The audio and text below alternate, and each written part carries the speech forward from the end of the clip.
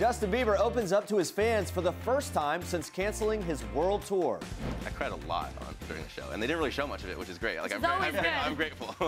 Dean from The Bachelorette tells us what you didn't see during the season and what was cut from that dramatic Men Tell All episode. 1 year down and Many more to go. Yeah. Kim Johnson-Herjavec opening up about her romantic one-year anniversary getaway with hubby Robert Herjavec. And fans honoring late Lincoln Park frontman Chester Bennington with a 20-foot mural in Los Angeles. I want everybody who deserves justice to get justice. Raven-Symoné getting real about the Bill Cosby trial and her time on The View. Plus, we'll tell you about this Dutch model who's basically Gigi Hadid's doppelgänger. And this Panda sets a record, giving birth to twins at age 23.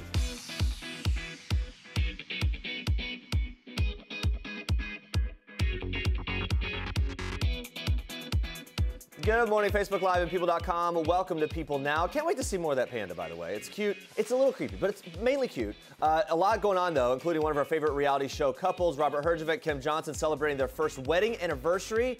In honor of the couple, we want to know what's been your most memorable anniversary moment. It is our Facebook question of the day. Let us know your answers in the comment section below. But first, here's what you need to know and what's trending today.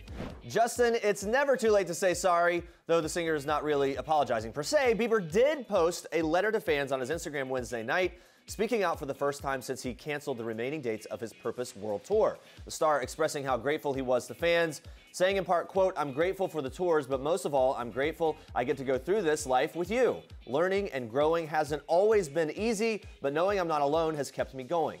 Bieber also revealed some of his faults, saying, quote, "I let my broken relationships dictate the way I acted toward people and the way I treated them. I let bitterness, jealousy, and fear run my life."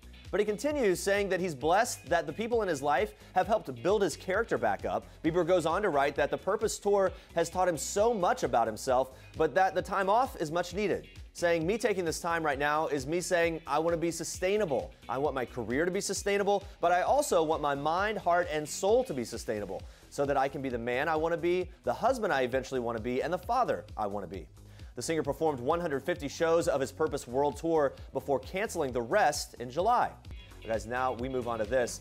Ousted White House Communications Director Anthony Scaramucci will be holding a live internet broadcast to tell his side of that short-lived 10-day service this upcoming Friday, August 4th.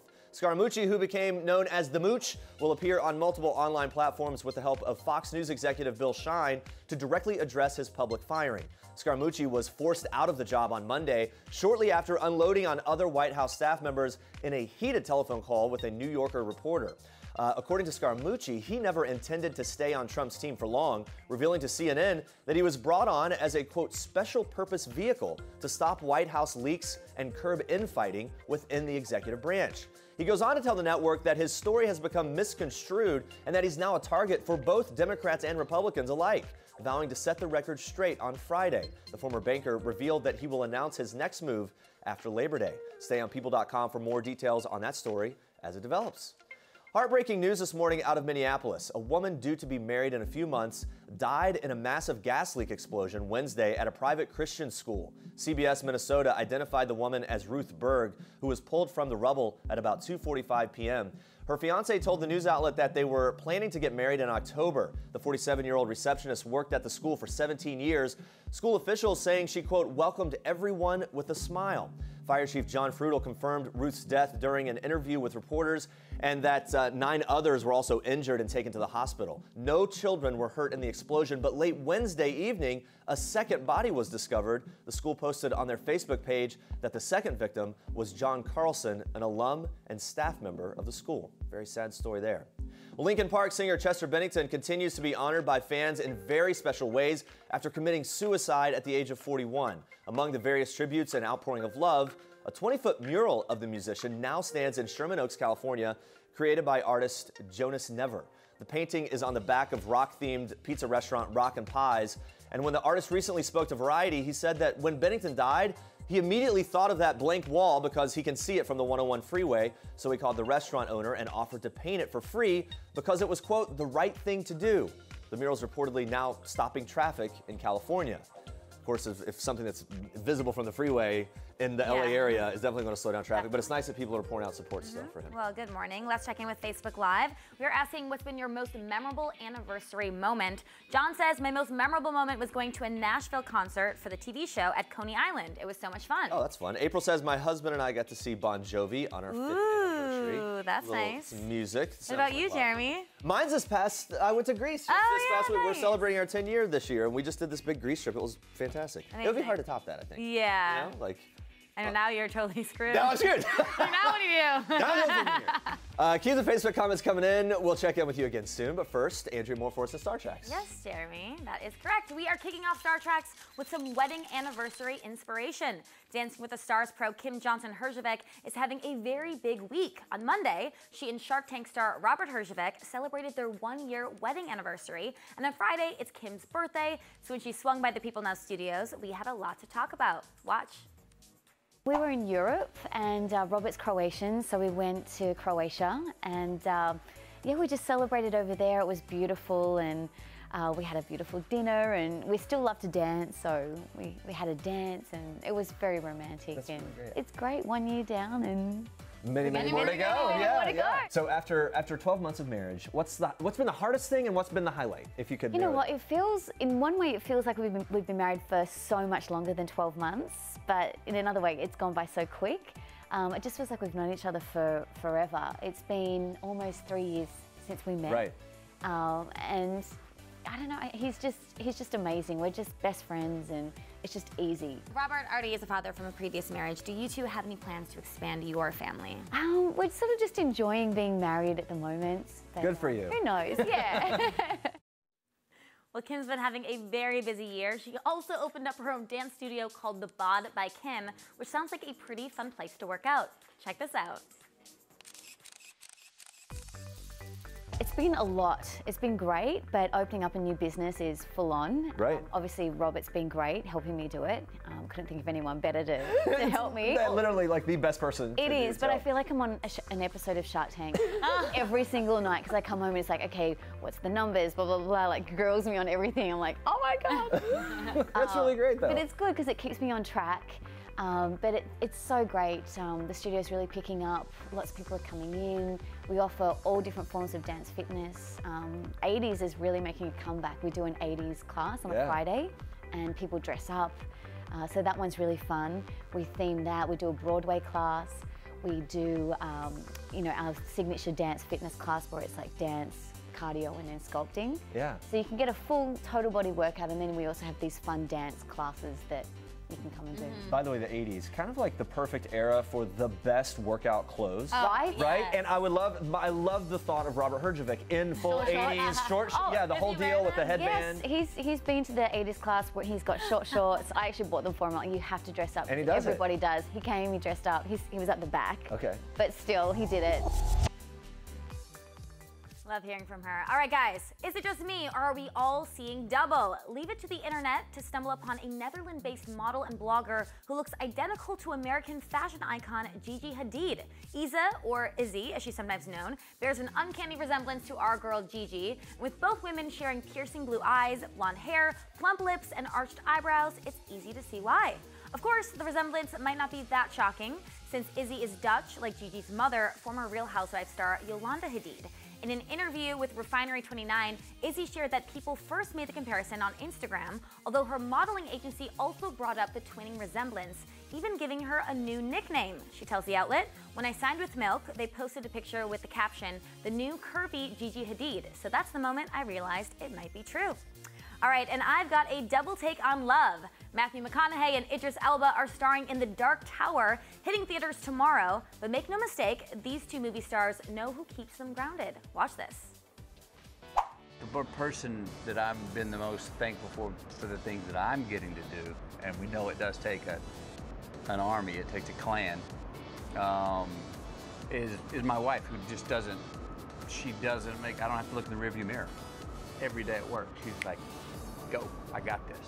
And they go with me. She drops things and comes with me, with the kids. And so she never, when I go to work or I head out the door to whatever I'm gonna do that day, I never have to look over my shoulder. I tell you what, my children, they are my third and fourth fifth appendage. You know, they're part of me, and they are the reason I'd get up and do it.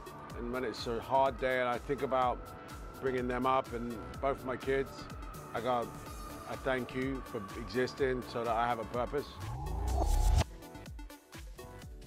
And those are your Star Tracks for today. Guys, stay with us. We've got Raven-Symoné opening up about everything from her time on The View to Bill Cosby. Plus, breakout Bachelorette star Dean Unglert revealing what we did not see during that epic Men Tell All episode. Stick around. This is King Cutie in People.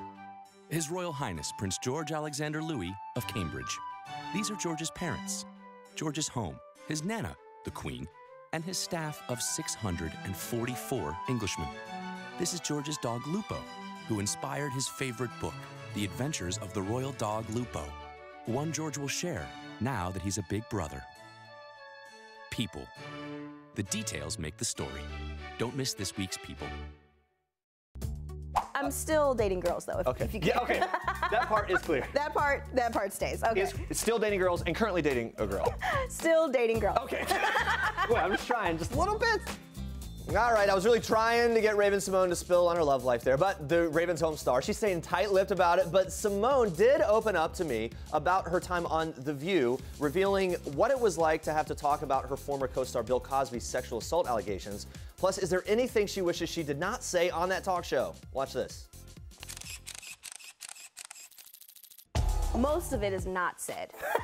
Really? Most of it is I should have just kept my mouth shut. But at the same time, the other side of my head says, if I wouldn't have said this, people wouldn't know who I was or what I stand for, and my voice wouldn't have been heard. And just because 10 people might not agree doesn't mean that 20 others agree somewhere else. Look, something I wanted to ask you quickly about, obviously you talked about hot topics on the show and everything like that. One of the things that you ended up having to sort of be a part of, at least talking about to some degree, was everything happening with Bill Cosby and something very personal to you. Was it tough for you to live through that and have to face that as someone that hits close to home?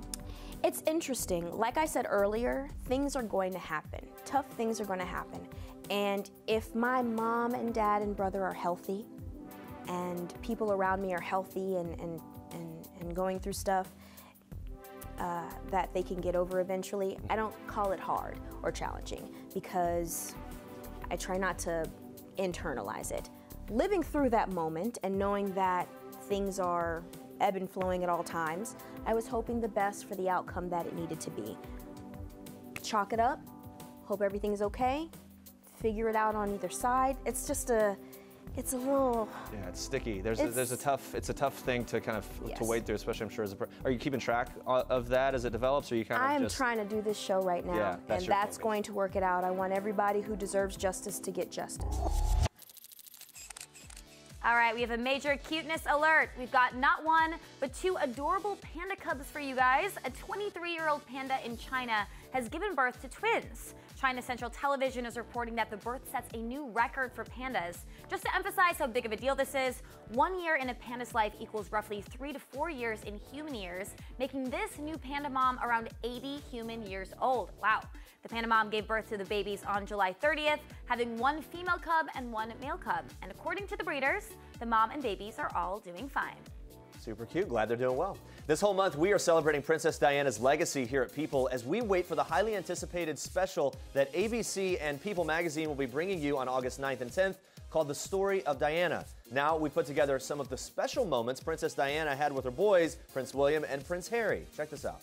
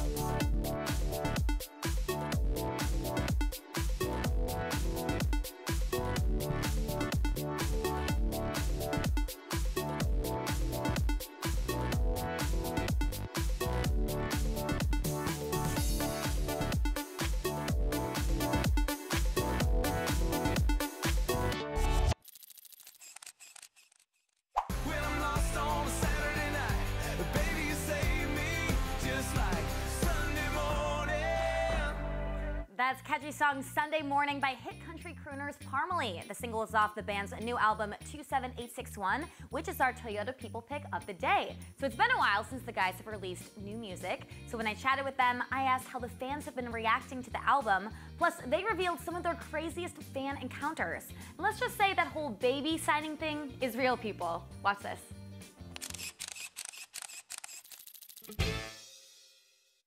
It's been great. A lot of positive reviews on it, which makes us feel good. I mean, our fans have been waiting 3.5 years to get an album from us, and now they finally have it. So now we're starting to see them sing the lyrics back, and some kids showed up the other day with some shirts with some lyrics on it, stuff like that. So it's really cool. It's exciting for us. We all know that country fans are pretty diehard. What's one of your more over-the-top fan encounters that you've had so far? What has been happening a lot at meet and greets, we're seeing a lot of Parmalee tattoos. Oh, wow. Like, we've seen one with the entire lyrics to one of our songs. Where was it? Dance with. No, I'm talking about the lyrics to Carolina on that girl's back. It's been a lot. We've seen some roots stuff. Yeah. We signed a baby's head before. You signed a baby's head. Like recently. An infant's head.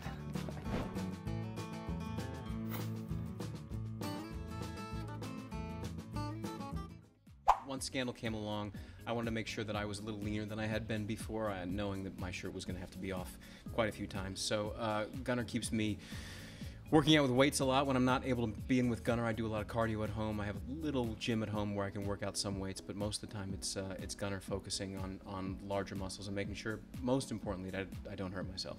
Work it, Scott. The Scandal star has been working with celebrity personal trainer Gunnar Peterson for the final season of Scandal. The two are also teaming up for the first ever Propel Celebs Fitness Festival. It's in LA on August 12th and 13th and gives fans the opportunity to sweat alongside some of their favorite celebs. And that's not all with Scott and Gunnar. The celeb personal trainer shares his #1 workout tip. Take a look.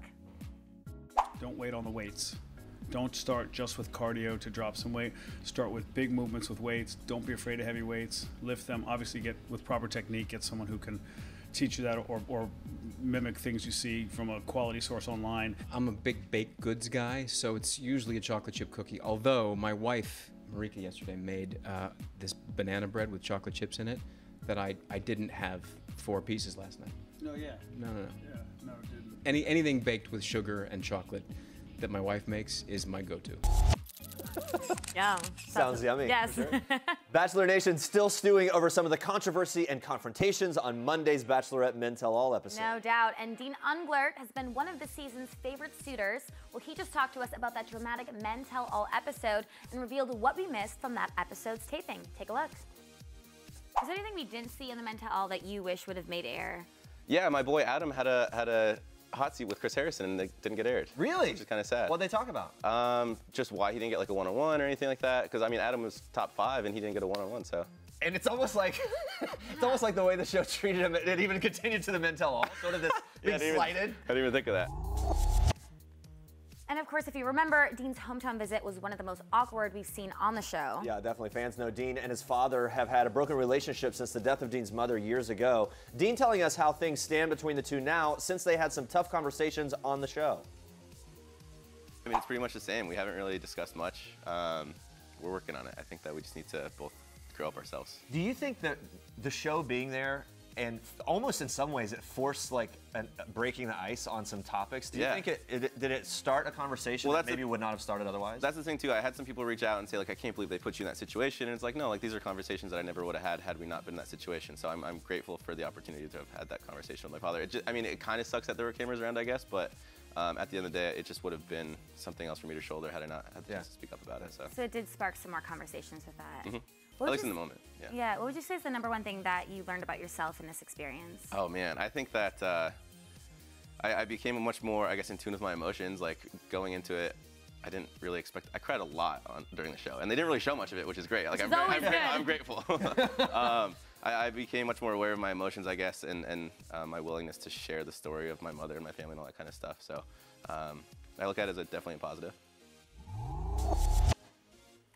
It's great to check in with him. I know, definitely. I can't wait to see what happens in the finale. All right, let's check in with Facebook Live one more time in honor of Robert Herjavec and Kim Johnson celebrating their first wedding anniversary. We want to know your most memorable anniversary moment. Lisa says, my husband surprised me with a trip to Zurich, Switzerland for our anniversary. That's a huge surprise. Suzanne says she spent her anniversary in Hawaii, loved the waves kissing my feet and expansive sunsets. Ooh, Suzanne. Lynn is celebrating our 40th anniversary at the Iowa State and Iowa game, having it announced and having Iowa State beat the Iowa Hawkeye. Woo! There we go. Yay, sports. Well, that's great. That's a great way to, you know, husband and wife getting in it together. I like that. Thank you so much for watching. Thanks for all the stories and all the romance out there with your anniversaries. My gosh. Be sure to catch us tomorrow at 8:30 a.m. Eastern again. It's Meghan Markle's birthday. We're breaking down all the times the actress was style twins with Princess Kate. Plus, Sharknado 5-star Tara Reid joins us live to talk about the 5th installment of the disaster comedy series. Yes, thank you so much for watching. And for now, we leave you with one last thing from Raven-Symoné. Enjoy. Bye, guys. Hi, I'm Raven-Symoné, and this is One Last Thing. The last time I laughed so hard I cried was when I saw my cat Gris cleaning himself, and then at the end of his cleaning session, his legs were just up and his paws were down here, and he just looked extremely happy. The last song stuck in my head was the Ravens Home theme song. Woo! It's Ravens Home. It's Ravens Home. 'Cause no matter the weather, you know we're gonna shine. The last show I binged watch was Game of Thrones. I watched season 1 through 5 in 2 weeks.